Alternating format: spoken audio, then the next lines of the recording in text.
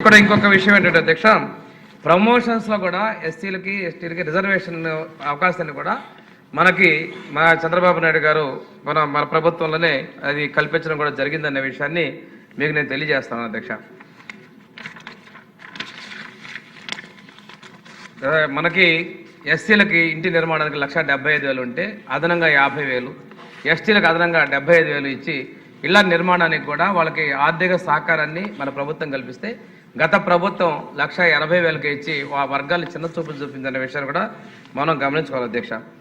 ఇంతేకాదు అధ్యక్ష, ఈ రోజున మనం సప్లై నిధులు కూడా 14-19 మధ్య మనం 90% సప్లై నిధులు ఖర్చు పెడితే ఎస్సీ ఎస్టీ కాలనీలో సిమెంట్ రోడ్లు తాగునీటికి మనం ప్రాధాన్యత ఇచ్చాం అధ్యక్ష.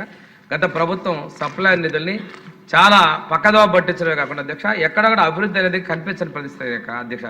ఈరోజు ఏ ఎస్సీ ఎస్టీ కాలనీలో ఎల్సీ కాలనీలో ఉన్నటువంటి ప్రతి రోడ్డు కూడా గతంలో మనం ప్రభుత్వంలో వేసిందనే విషయాన్ని కూడా మనం గమనించుకోవాలి అధ్యక్ష. ఇందాక పెద్దలందరూ కూడా చెప్పడం జరిగింది అధ్యక్ష.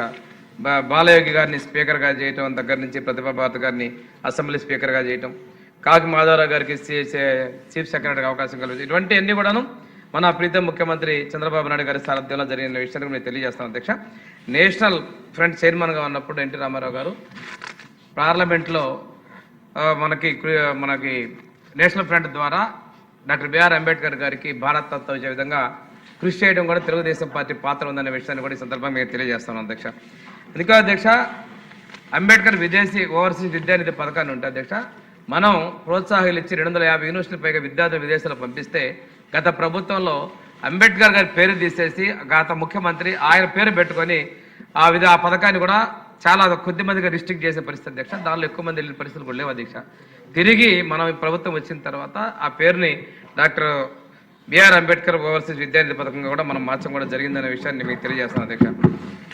అధ్యక్ష, మన ప్రభుత్వం వచ్చిన తర్వాత హాస్టల్స్లో ఉన్నటువంటి రిపేర్కి 140 కోట్ల రూపాయలు ఇచ్చి చాలా అద్భుతంగా కొత్తగా విధంగా రిపేర్లు చేస్తాం అధ్యక్ష.